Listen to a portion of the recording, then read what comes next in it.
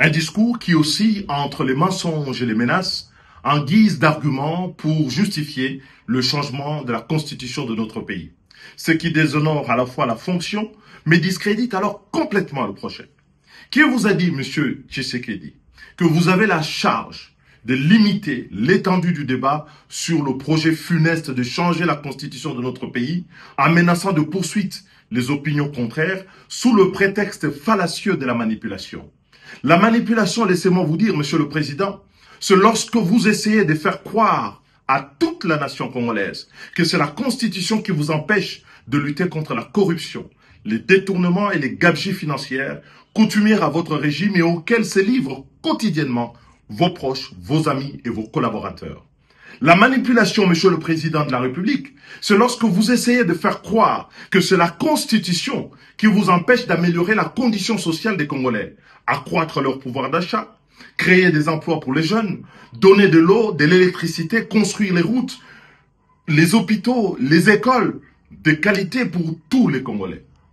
La manipulation, monsieur le président de la République, c'est lorsque vous essayez de faire croire encore que c'est la Constitution qui vous empêche de ramener la paix à l'Est et de recouvrer la souveraineté sur les territoires occupés, alors qu'en réalité, vous bénéficiez de plein pouvoir et tous les moyens consacrés par notre Parlement à la lutte contre ce fléau qui déchire notre pays, n'ont pas, à ce jour, donné des résultats probants.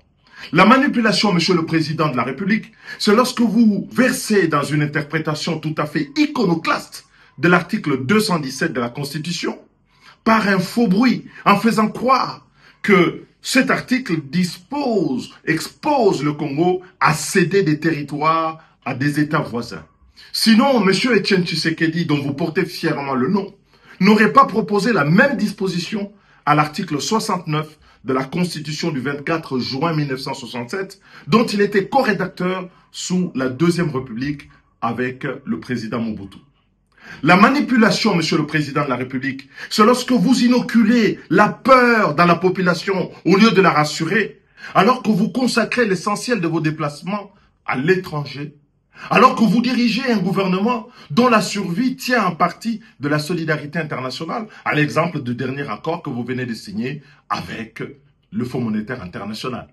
La manipulation, enfin, monsieur le président de la République, c'est lorsque prenant les enfants de bon Dieu pour des canards sauvages, en feignant d'ignorer qu'un changement de la Constitution conduit à une nouvelle Constitution dont le bénéfice est strictement personnel et remet les compteurs à zéro, en faisant sauter le verrou de l'article 220 pour vous permettre de solliciter un troisième mandat, là où les Congolais ont voulu justement que plus personne ne puisse exercer plus de 2 mandats à la tête de notre pays.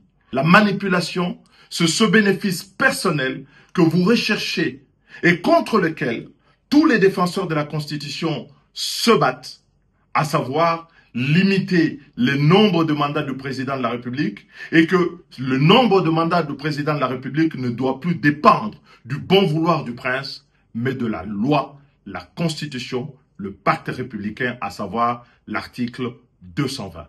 Les menaces, les mensonges ne feront reculer nullement le peuple congolais et vous aurez au devant de vous tous les patriotes qui veulent aujourd'hui que le Congo devienne à jamais une république, un État au service de l'intérêt général. Gravissime déclaration de guerre de Tshisekedi au peuple congolais depuis Lubumbashi, une dérive autoritaire inacceptable qui vient de défier la République. Les fils de Etienne Tshisekedi à Mulumba durcit ses instincts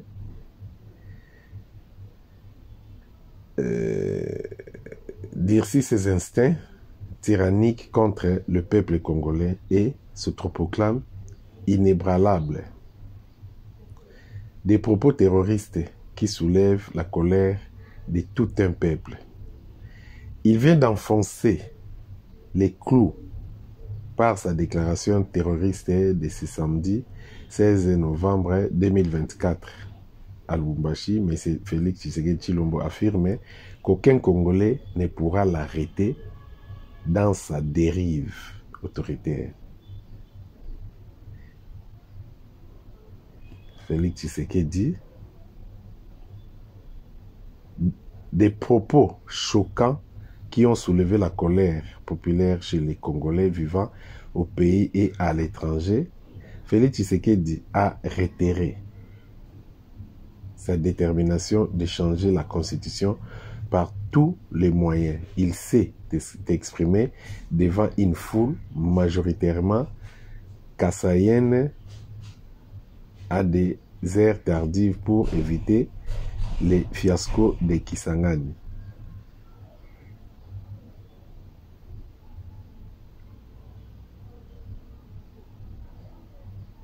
Nous n'allons pas laisser faire les ennemis de la République. Rassurez-vous que nous sommes en train de renforcer les capacités de nos forces de sécurité pour défendre la patrie envers et contre tout. Engagez-vous dans l'armée et dans la police pour défendre la patrie, a-t-il légèrement affirmé. Ça, c'est M. Félix Tshisekedi. Yango to senga na ba Congolais conscients. Oyo balingaka mboko Congo. Bobima na kata ba parti politique. Bobima na kata ba parti politique. Bo kata ba relation na bino na ba leader politique. Parce que ça fait un bout de temps. Bazou accompagner Félix na ba bêtises. Na ça, ce sont des bêtises. Netinga bo limbisanga santé za mon boulot. Na ba grippe ozo déranger biso. Netinga n'esprit oyanga. Nga na révolutionnaire. Ceux qui sont leaders politiques, on a plus de 800 partis politiques, avec 800 leaders politiques, na batonio sobana simanabino, bo incarner idéologie à dosta, bo incarner idéologie à résistance, bo incarner idéologie à révolution. Bino nyon so bokomba révolutionnaire. Toko si lana Félix du jour au lendemain, peut te récupérer un peu canabiso.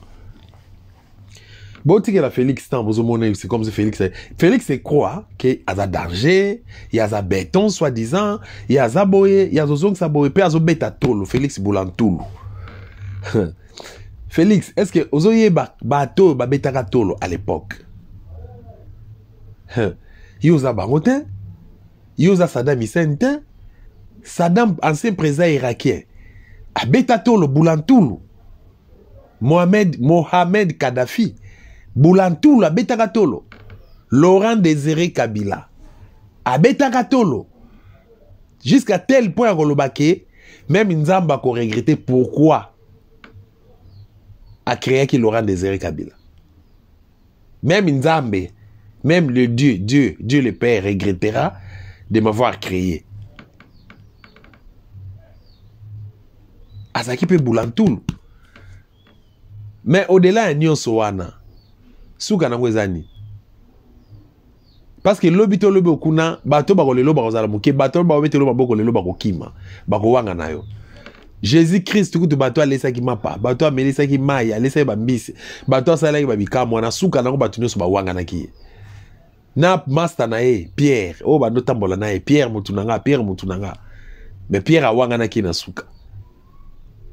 Mais Félix, comme toi tu ne veux pas comprendre, comme tout pour toi, tu es là pour défier la République, défier le peuple congolais, défier la terre de nos grands-parents, au défier pour marcher le colon moussala obligé de salaga. Bissonayo, bras de fer.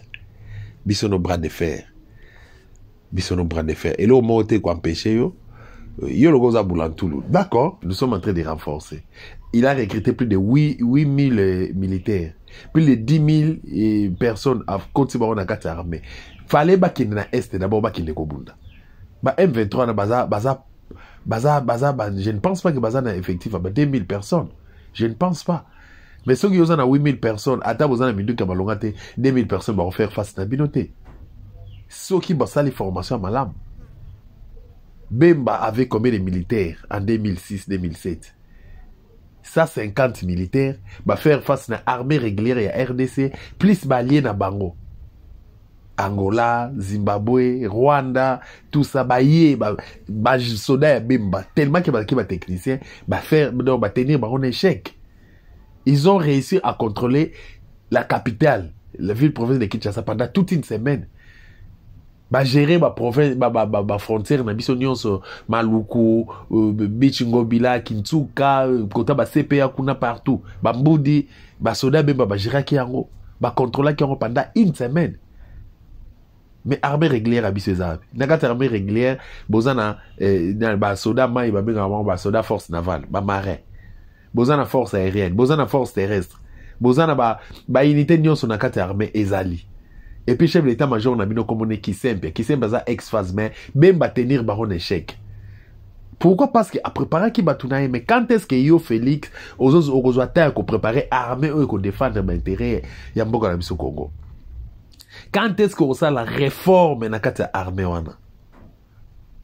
Quand est-ce que ça la réforme na kati armée wana? Armée tondi bapaya. Oyebi yango ki nakati armée na biso, il y a des étrangers, bo pesa bango ba fonction, bo pesa bango ba PT, bo pesa bango ba étoile na mapeka, baza la plupart ba officier officier supérieur do ba généraux, ba colonel tout ça, si balterne nakati ba Rwandais, ba Ougandais, ba Burundais bazate. Nakati FARDC. Et bango moko baza na ba yebike, ce sont des étrangers. Même badine avec des Guissaro, même badine avec des Rouberois, des Bizimakara et les autres. Mais tous ces gens-là, je parle de Félix. Félix ne sait pas, lui ne sait pas que ces gens-là, ce sont des dangers. Ce sont des dangers pour la République. Et dans tout ça, ceux qui ont résoudre le problème social à Congolais. Parce que pour nous, c'est la Constitution. Ngai n'a pas la Constitution. Mais ngai n'a pas fait oyo. Yé azoko bomba na nango soi-disant pour attaquer constitution. Ngala za na kata constitution parce que constitution na eza pour l'intérêt ba Congolais, ça c'est vrai. Mais yango te des problème lelo, problème ya Congo lelo eza ba valeur RDCienne. Qui veut dire ba valeur RDCienne ezali faut que ça ba Congolais mai eau potable. France d'abord, France a na réserve. Yamna mai ya komela, France a na réserve non même il y a 100 ans. France a une réserve à Biloko il y a 100 ans. Angola, Angola. Petit Angola, banda réfléchir devant Maréchal. Angola, so ok, Angola, lelo. Et ça, parmi les pays africains, vous allez développer après Afrique du Sud. Angola, bazana ba avion à solo. Excusez-moi. Angola, bazana ba avion. Bazana ba Boeing. Bazana ba 210. Par exemple, avion so ok na tarmac na bango na aéroport na bango international na bango moni tarmac au tali aéroport au sepeli aéroport ils actualisé ils na mode ils na lelo na ki lelo ndenge ezolo ba mikolo yo Angola wana bazana ba avion solo ba avion civil ezali ba avion militaire ezali so au tali armée na bango tu n'as pas l'idée ba soldats na bango bazali mieux formés baza disciplinés ba bi discipline militaire. Mais biso tout le monde a soldat même azo mundana civil. Soldats zo braqué civil na discussion mora muke incompréhension muke solo bimisi munduki o intimidé civil. C'est que cela démontre à l'unique que ba militaire on a baza formé parce que muto a sali formation militaire aza on n'a pas protégé civil. So il kamo ezali soit civil na même na la police. Soit tu ko PCP conseil au banalizango. Mais oh yabiso c'est le contraire. Ils ont l'accès que non légèreté zali faiblesse zali. Angola azana ba trait électrique, ce qui est électrique. Angola azana ba trait normal, ne ba trait barai oh. Biso même barai à Kalamubuta tika barai ba kolo anati lelo et ça ne fonctionne plus. Kishasa Matadi, Kishasa Bomba, Kishasa Mwanda à l'époque. Ezaki na aide tout na canal ya onatra atiaki na disposition ya population atiaki ba locomotive pour faciliter même ba conteneur et outaka kuna ba marchandise c'est outaka Matadi ya Kishasa. Lelo est comme le contraire. Vous préférez vous casser chemin de fer, vous sombi, vous na ba paya, memeli bino ba remorque awa pour na bino bolia ba pourcentage et créer un embouteillage na banzela mike o tozanga même moto de route, tozanga banzela malonga. Route de Matadi zaga moko be ya mukie ya kala, seria mobutu ya kala. Tant tozanga na ba 35 millions d'habitants. 35 millions d'habitants. Lelo togo na ba 82 millions d'habitants. Plus bapaya obaye ko kipe mboka na biso. banzele zamike mituke comme belé plus ba remorque donc même ba vision ba projet ba calcul à développer mboka Félix na mutuna eza na ngote pour na Félix c'est sa famille d'abord c'est son ventre d'abord c'est le Rwanda d'abord c'est le Burundi d'abord c'est l'Ouganda et c'est l'Angola et tant d'autres nos cités pour naie eza d'abord faut yiba mbonga l'état hein faut qu'on distraire la population, faut qu'on ait un discours à l'Ukuta, faut qu'on multiplie ma promesse, même quand ça ne marche pas. Et puis, on a un mayanke. Et puis, le discours à Boye, même Mobutu, on va traiter les dictateurs à se comporter qui Boye. Et le discours à Boye, ngai, na hôtel makutu na katia, en fait, na sa parenthèse na fungola ki, ba valeur RDC des alliés couper sa population maille, eau potable. Couper sa population courant électrique. Parce que tout ça na Inga a des alimenter Afrique, beaucoup de pays africains awa Inga. Mais dans les pays où bazo consommer courant na biso ya Inga, ba connaîtra ba difficulté biso mo ba kolo courant to connaîtra raté. Mais so OK ko visiter Inga lelo ko mona ke ba matériel nango eza détruit. Et comme ya kala. So ko tali ngo ko kelango mamuso e comme ko rouiller. Et ko beta la biso kanom ko muso beti bombe après aller. Moto pepeli ki me Congo mobimba. Mais les fils que bambongo o bozo yima na kesa l'état wana beaucoup plus qu'on réflexionner tout ça inga wana sans vision c'est comme ça ba jeune congolais ba jeune congolais bazana misalate mais pour na Félix il tient toujours au pouvoir même quand ça ne marche pas ba jeune congolais bazo traîner na chômage éducation et kufa kende na ba école quand na ba école primaire et secondaire t'as la programme scolaire t'as la même éducation, t'as la même discipline à la classe. Bana ba comment on l'a tabatai basse, bana basi ba comment on l'a tabat mini-chip na école, bana basi ba comment on a ba kokota ba téléphone na classe, oui, ils en ont bêté, mais modernisation oui, mais ils ont autorisé té parce que comme même moi on a la distraction. À côté de téléphone na classe, moi na comme ko manquer professeur respect parce que ba parents na ye bazana ba moyen, professeur na zo mona eka ka chemise moko ya jaune na karamba nango, ba comme on bengue professeur wana ya jaune. Oh, professeur, on a à la taka chemise à rouge, il va passer comme le sang de Jésus. Bana ba on manquer respect, même il y a pas préféré na bango. Bana basi, ba jeune fille a basi comme un bal, bazo na ba cigarette. Na kati ya salle de classe. Éducation kufa, discipline na kati ya école les alakate. Na kati ya ba université n'en parlons pas. Ba enseignant baza na salaire de santé, ba enseignant même ya ba université, bazo se plaindre. Tozo kende wapi mboke zo kende wapi ce donc écoute du côté justice to mata ba bordir pamba parce que il y a trop de bêtises qui se passent maintenant ni oyo ako casser hémorragie wana ce qui biso peuple to télémité yango tozo ko senga na population occasion yango o Félix alobi ki yaza bulantulu Félix bulantulu Félix abeti tolo ya alobi ki no Félix azali bulantulu biso to ko tia Félix kao Togo mettre fin na reine à Félix Bisso, togo contredire Félix, togo tchè KO, et puis, bataliban wana, o bazo bete la Félix mamboko, o bazo ko encourager Félix, bataliban wana, biso na bango, togo samba, et bako zanga repère, bako zanga même ici de sortie, baluka Gilles Moniere, balanda banalise à Gilles Moniere, bien qu'à même on a ba comique, mais parfois il dit des choses vraies. Ok d'exil, basu pouvoir 5 ans, 6 ans, 7 ans après basali et l'autre côté. Mais déjà on a encore réfléchir. Après les pouvoirs, vini ni oba kozanango, vini ni oba ko mener, nzela ni bako kelemisa ni bako sala. Discours ni oba ko yanango, attaque IDPS, to attaque ba pro Félix. Donc pour dire simplement que moi j'en appelle à la population de la République démocratique du Congo. L'occasion est là, Félix a défié le peuple.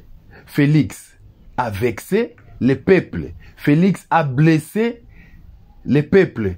Et Félix a déclenché une guerre qui ne pourra pas combattre jusqu'à la fin. Voilà pourquoi nous en appelons à la population de la République démocratique du Congo, to sangana, to telema, comme un seul homme, to bengana batu oyo, parce que occasion ezali kaka moko. La ri, et le bas papa monsakoli. La ri ezalaka pona peuple. peuple nde azalaka souverain. Papa Ngbanda alobaki yango sans arrêt, bolinga te bokotelema. Pas si soki leki peuple congolais okotelema. Parce que comportement na attitude à Félix azola ksama ki tradition na culture na bango ba kasaye bo limbisanga na fingi binote mais naturellement za bongo biso za ba Congo ya ba Zaïre naturellement ba benga biso ba yuma hein bana kasavu toza ba yuma toza maboko makasi mais bino mo lolendo moi surdité assurance on a bozala nango même quand ça ne marche pas. C'est comme ça que Tolobi que non il a des assurances par rapport à lui. Mais le Congo ne lui appartient pas. Le Congo appartient aux Congolais. Biso ba Congolais Tolobi qui Tolingi était Félix doit partir. Félix avec sa bande. Tozo bengana bino. Donc tant que Tchonami ezoroya, boye ba ngo que non, bokozanga repère. Peuple congolais, merci beaucoup pour la fidélité à la bino de cette télévision. Merci beaucoup peuple congolais pour la conscience au bokomi kozwa. Tobi mana balabala pour nous commettre fait parce que peuple va libérer, mais les peuples se libèrent. Voilà.